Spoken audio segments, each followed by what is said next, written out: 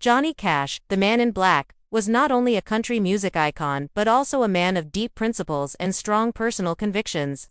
Over the course of his long and influential career, he collaborated with many legendary artists, including Bob Dylan, Willie Nelson, and Chris Christopherson. He was known for his generosity, humility, and openness to working with musicians of different genres and backgrounds. However, there was one instance in his career that stood out: a moment when he refused to sing with a fellow star again.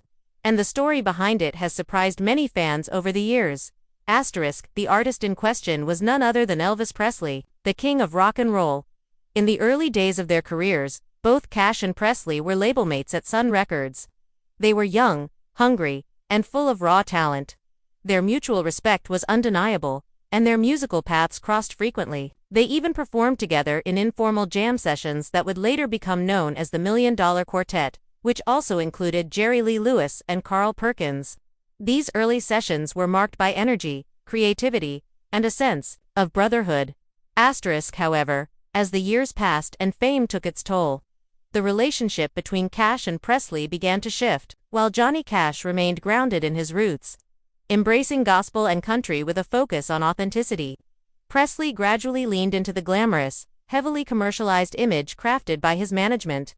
Cash, who struggled with addiction himself and later turned to faith and reflection, reportedly grew uncomfortable with the direction Presley's career and personal life were taking. The breaking point allegedly came during a scheduled duet performance in the late 1960s. Presley, by then heavily influenced by prescription drugs and under intense pressure from his handlers, showed up in poor condition, unable to perform with the focus and sincerity that Cash demanded from any collaboration. Witnesses claimed that Cash was deeply disappointed. He admired Elvis for his raw talent and charisma but was disheartened by how fame had consumed him. After that performance, Johnny Cash reportedly told his team he would not share a stage with Elvis again.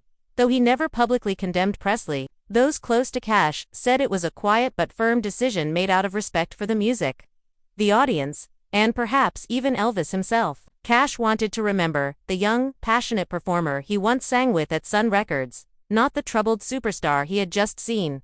Elvis Presley died in 1977, just a decade after that final incident, while Johnny Cash continued to reinvent himself, especially in his later years, returning to stripped-down, heartfelt performances that connected deeply with audiences. While he rarely spoke about the falling out, the story has lived on through industry insiders and close friends. It's a poignant reminder that even among giants, artistic values and personal integrity can create divisions, not out of hatred, but out of heartbreak.